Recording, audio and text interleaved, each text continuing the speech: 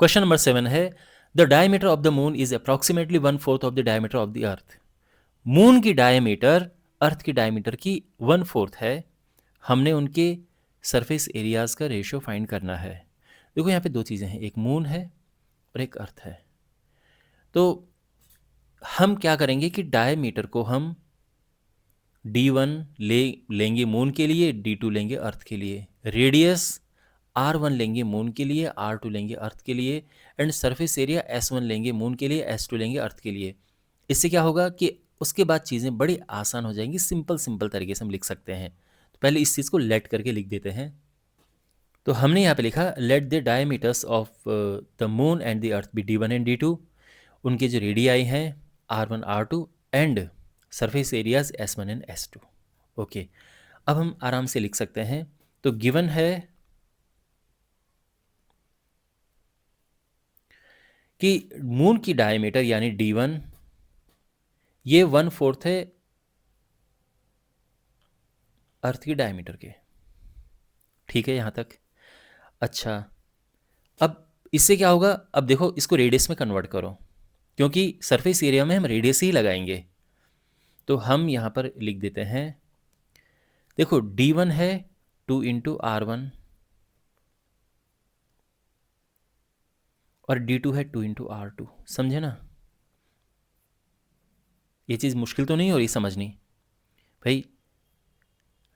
Diameter radius की double होती है, तो डायमीटर होता है 2 into radius. Simple, diameter is 2 into radius. तो मैंने डायमीटर की जगह पे 2 इंटू रेडियस लिख दिया है, यहाँ भी और यहाँ भी। ये मून के लिए, ये अर्थ के लिए। अब क्या है कि ये 2 से 2 कट जाएगा और हमारे पास आ जाएगा क्या कि r1 is equal to r2 upon 4। Radius में लेके आना इसलिए ज़रूरी था बिकॉज हमारे पास सरफेस एरियाज जो फॉर्मूला होता है वो रेडियस में होता है। अच्छा, अब देखो S1 अपॉन S2 सीधे लिख दो। सरफेस एरिया क्या होता है 4πr², बट S1 है तो R1 आएगा, है ना, मून के लिए। और ये है अर्थ का सरफेस एरिया। सरफेस एरिया का फॉर्मूला 4πr² होता है। तो ये है मून का सरफेस एरिया S1 और रेडियस R1 है। तो ये चीज़ समझ आ गई। S2 के केस में R2 ले लिया है। 4π से 4π कैंसिल और ये स्क्वायर बाहर चला जाएगा, तो ये है R1 अपॉन R2। ये अब यहाँ पे वैल्यू पुट करते हैं। R1 की वैल्यू क्या पुट कर सकते हैं यहाँ से, देखो R1 की जगह पे हम लिख सकते हैं R2 अपॉन 4 और ये अपना R2 एज इट इज।